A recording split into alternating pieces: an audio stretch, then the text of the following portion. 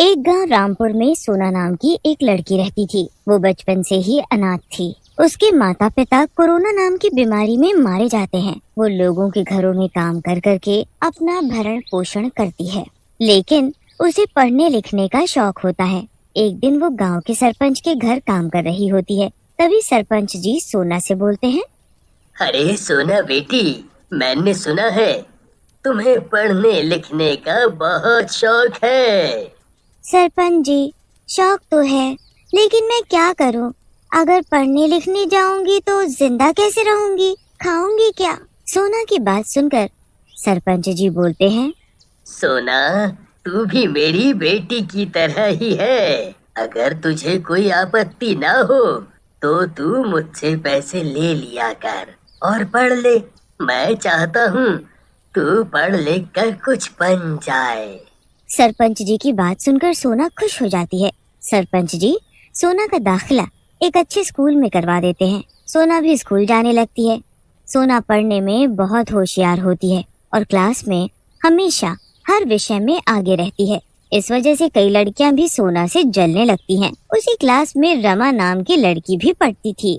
एक दिन रमा सोना के पास आती है और बोलती है तो तू अनाथ, लेकिन इतने अच्छे नंबर कहाँ से लाती है? जब से तू आई है स्कूल में मैं हमेशा सेकंड आती हूँ। सोना कुछ नहीं बोलती और वहाँ से चली जाती है। लेकिन रमा का सोना से चिढ़ना बंद नहीं होता। एक दिन सोना पेड़ के नीचे बैठकर अपना खाना खा रही होती है। तभी वहाँ रमा अपने दोस्तों के साथ आती है और सोना को परेशान करने लगती है। दोस्तों, पता है ये जो हमारी क्लास की सोना मैडम है ना, अनाथ है। इनके माँ और बाप दोनों मर चुके हैं और ये हमारे घर में बर्तन मांजती है। रमा की बात सुनकर उसकी सहेली पूजा हंसने लगती है और सोना की तरफ देखकर बोलती है, अच्छा तो ये बोलना ये सोना मैडम काम वाली बाई है। इनके कपड़े तो देखो ना कितने गंदे और मैले हैं।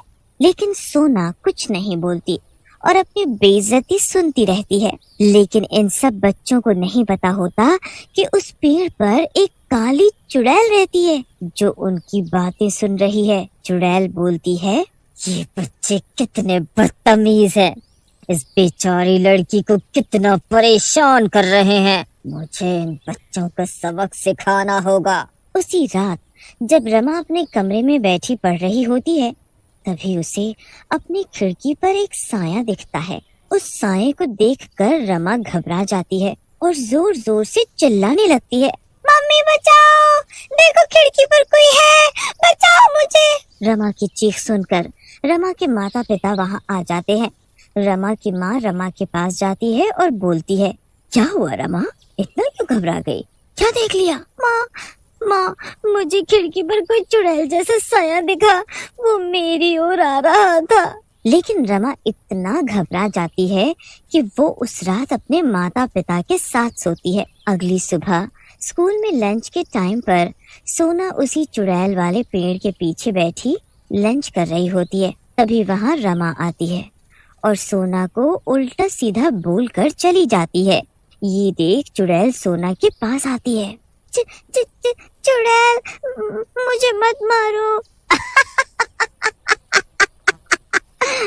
चिल्लाओ मत सोना बेटी, सिर्फ तुम मुझे देख सकती हो।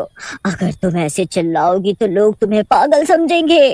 मैं तुम्हें नुकसान नहीं पहुंचाने आई हूँ। तुम मुझे नुकसान नहीं पहुंचाना चाहती तो यहाँ क्यों आई हो? मैं तो यहीं रहती हूँ। जिस पेड़ के नीचे तुम बैठी हो वही मेरा घर है। मैं तुम बच्चों की सारी बातें सुनती हूँ यहीं बैठे बैठे। मुझे बड़ा मजा आता है। तभी स्कूल की घंटी बजती है।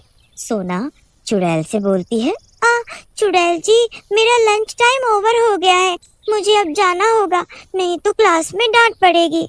ऐसा कहकर सोना वहाँ से चली जाती है।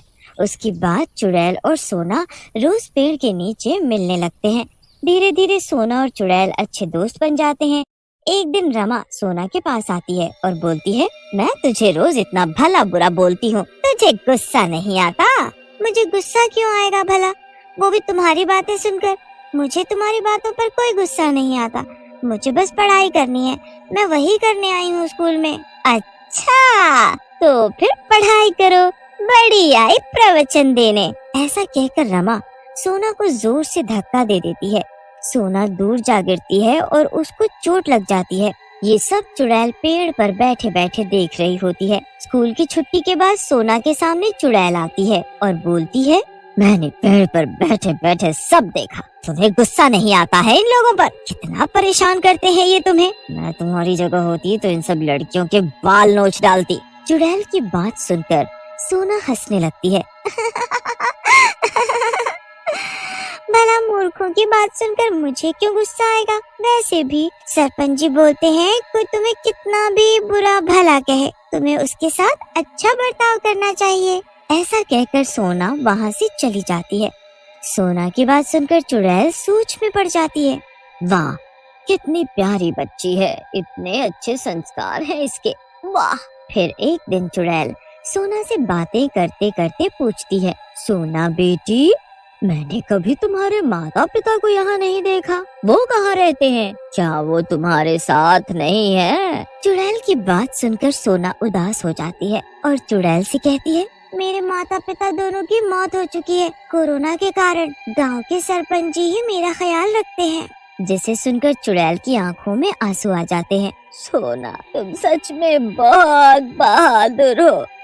अकेले रहने के बावजूद तुमने अपने आप को कितने अच्छे से संभाला है।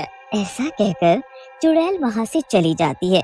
एक दिन सोना घर जा रही होती है, तभी वहाँ रमा अपने दोस्तों के साथ आ जाती है और सोना को घेर लेती है। काम वाली बाई, तुम्हें हम इतना छेड़ते हैं लेकिन तुम्हें कोई फर्क नहीं पड़ता। तू इस स्कूल से चली क्यों नहीं जाती? रमा की सहेली सुषमा बोलती है, ये क्यों जाएगी यहाँ से रमा? ऐसे यहाँ से भगाना पड़ेगा कि ये इस स्कूल से भाग जाए। ये ऐसे यहाँ से नहीं जाएगी, हमें इसे यहाँ से भगाना पड़ेगा। तभी रमा अपने बैग से एक कैंची निकालती है और सोना के बाल काट देती है।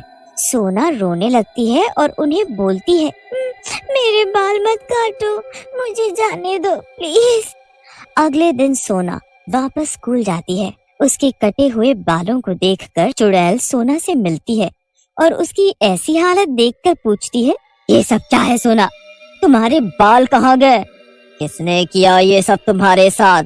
सोना चुड़ैल को अपने साथ हुई सारी बात बताती है, जिसे सुनकर चुड़ैल को गुस्सा आ जाता है। चुड़ैल को जैसे ही गुस्सा आता है, चारों तरफ अंधेरा हो जाता है। जोर जोर से आंधी चलने लगती है।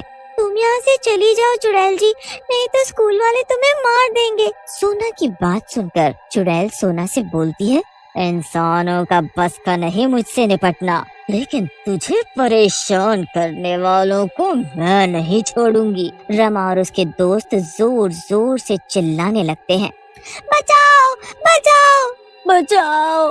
उन सबको ऐसे देखकर स्कूल की टीचर सोना से बोलते हैं, सोना बेटी, तुम इस चुड़ैल से बोलो कि रमा और उसके दोस्तों को छोड़ दें, नहीं तो वो सब मारे जाएंगे। सोना चुड़ैल के पास जाती है और बोलती है, चुड़ैल जी, आप अपना गुस्सा शांत कर लो ना, नहीं तो रमा और उसके दोस्त मर जाएंगे। सोना की बात सुनकर चुड़ैल का गुस्सा शांत हो जाता है और वो रमा और उसके दोस्तों को छोड़ देती है। तुम लोगों ने इस बेचारी को इतना परेशान किया, लेकिन इसने फिर भी तुम्हारी जान बचाई। अगर तुम सब में थोड़ी सी भी शर्म है तो सोना से माफी मांगो। माफ कर दो सोना मुझे, मैं तुमसे जलने लगी थी। तुम बहुत अच्छी हो, तुम तो मेरी बहन जैसी हो। मेरी जैसी अनाथ का इस दुनिया में तुम दोस्तों के सिवा कोई नहीं है। अब रो मत। ऐसा कहकर सोना रमा को गले लगा लेती है और चुड़ैल भी वहाँ से गायब हो जाती है।